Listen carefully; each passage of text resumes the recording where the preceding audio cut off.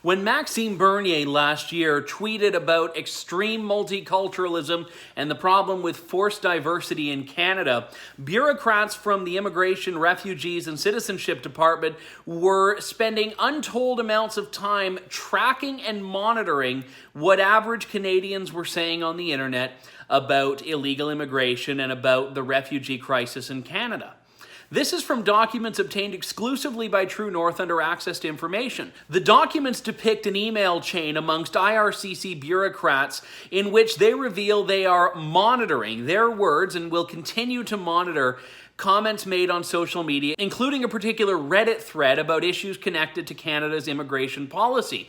Here's the email. Please see below a very negative thread on Reddit that has been locked due to bigotry.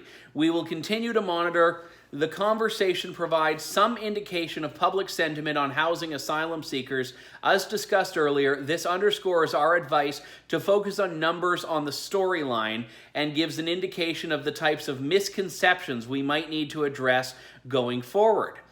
This email contains a couple of directives to various staffers that are on the chain, one of which is to share it with the Privy Council office, which is in effect the department that functions as the bureaucratic wing of the Prime Minister's office. So this information was going right up to Trudeau's team, conceivably. And also to prepare notes on this for a call with the Deputy Minister, bringing it up to the highest level of the bureaucracy in the Immigration, Refugee, and Citizenship Department. Now, there are a few issues with this. First of all, the fact that it takes 12 people, that's how many are on the email thread, 12 people to monitor tweets and Reddit threads for misconceptions and bigotry. But more importantly, it's how they're categorizing the comments made by Canadians on these things. Included in one section of the document is a chart that they've compiled of various tweets that they're flagging under this very same public environment scan. Now, some of the tweets are no longer available, but I've pulled up a few here, such as this one that the report flags for its commendation of Maxime Bernier for standing up against diversity and irregular migration. The tweet is actually just a woman saying that she's so frustrated with the immigration system in Canada, she hopes Andrew Scheer will win the next election. The comments she raises are pretty similar to what a lot of Canadians have been raising about the unsecured border that Justin Trudeau has allowed to thrive in Quebec. Another tweet made the list for, quote, its condemnation of the Trudeau government, unquote. Again, looked at the tweet and it's just a conservative, presumably, talking about how he doesn't like what Justin Trudeau is doing and doesn't like the radical multiculturalism that Maxime Bernier was describing has a foothold in Canada. Another tweet flagged for its reference to illegal migration.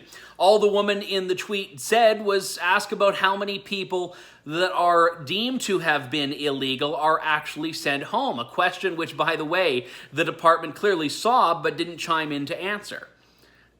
So we have Canadians that are asking questions of the government, challenging the government, criticizing the government, that are ending up on a bureaucratic watch list, quite literally a watch list. The department has said it's going to monitor for misconceptions and bigotry. The reasoning they give in this internal email thread is that they want to amend the storyline. So that's the narrative that the government is trying to sell you and I to believe that Justin Trudeau is apparently doing something good. That's this storyline, except Canadians are seeing through it, which is why there's such a voluminous amount of these things in the first place that the government needs to flag for review. And it's not just random Twitter users either. The government was also flagging Michelle Rempel's tweets on diversity and Maxime Bernier's tweets on diversity, the ones that ultimately galvanized such a national discussion in the first place. So what it really looks like here is that the bureaucracy is running interference against people saying mean things about the government online, because you can't challenge that storyline, can you? Though True North is challenging that storyline. We're trying. We don't have the $1.3 billion the CBC gets, nor are we getting a piece of the $600 million media bailout.